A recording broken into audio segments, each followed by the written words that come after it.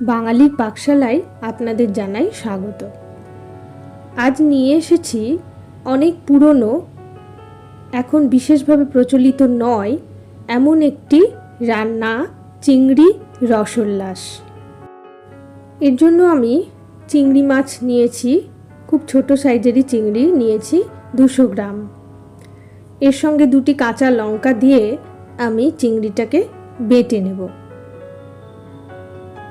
বাটা চিংড়ি একটা পাত্রে নিয়ে এবার আমি এর সঙ্গে মিশিয়ে নেব লবণ আর চিনি। চিনি দিয়ে দিলাম। এবার হাফ কাপ মতন নারকেল কোড়া এই মিশ্রণে দিয়ে খুব ভালো করে মিশিয়ে নেব।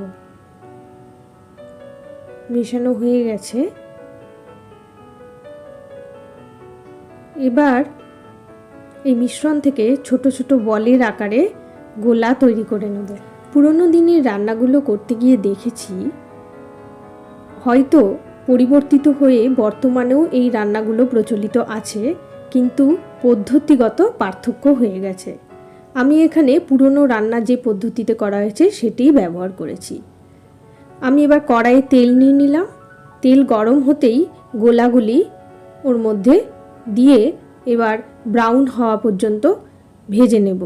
ভাজার সময় গ্যাসের তাপমাত্রা একদম লো করে রাখবো যাতে সুন্দরভাবে ভাজা হয়।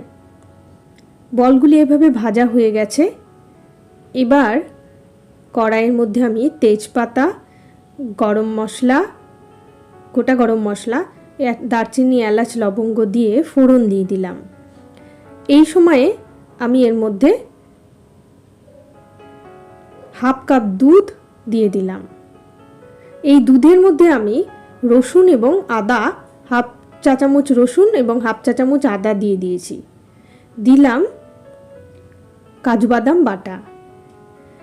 দুধের মধ্যে আদা ও রসুন মিশিয়ে দেওয়ার পদ্ধতি ছাড়াও চাইলে আপনারা ফোড়ন দেওয়ার পর আদা এবং রসুন একটু কষিয়েও দুধটা ব্যবহার করতে পারেন। বেশ কিছুক্ষণ ধরে এই মিশ্রণকে আমি ফুটিয়ে নেব। একটু জল যোগ করে এবারে ঢাকা দিয়ে দিলাম। মিনিট 2-3 ফুটলে বেশ সুন্দর কষানো হয়ে যাবে, তেল ছাড়া ছাড়া হয়ে আসবে। এবার আমি এর মধ্যে ভেজে রাখা বলগুলো দিয়ে দিলাম। কিন্তু রান্নাটা এখানেই শেষ নয়, আপনারা দেখতে থাকুন, এর সঙ্গে আরও অনেক কিছুই যোগ হবে। প্রয়োজনীয় লবণ ও চিনি দুধের সাথে দিয়ে দিয়েছিলাম আমি। আরও 2-3 মিনিট বলগুলো দিয়ে আমি ফুটিয়ে নিলাম। এবার এর সাথে মিশিয়ে দেব হাফ চা চামচ সর্ষে বাটা। সর্ষে দেওয়ার পর বেশিক্ষণ ফোটাবো না, 1 ফুট হতেই আমি গ্যাস অফ করে দিলাম।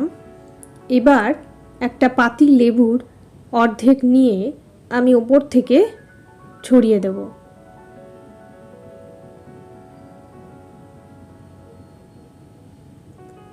হয়ে গেছে চিংড়ি রসোল্লাস। অত্যন্ত সুস্বাদু এই খাবারটি। আপনারাও বাড়িতে বানিয়ে দেখুন, কেমন লাগলো লিখে জানান আমাকে।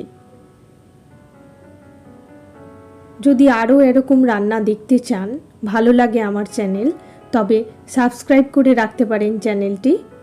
ভালো থাকবেন সকলে। আজ তবে আসি।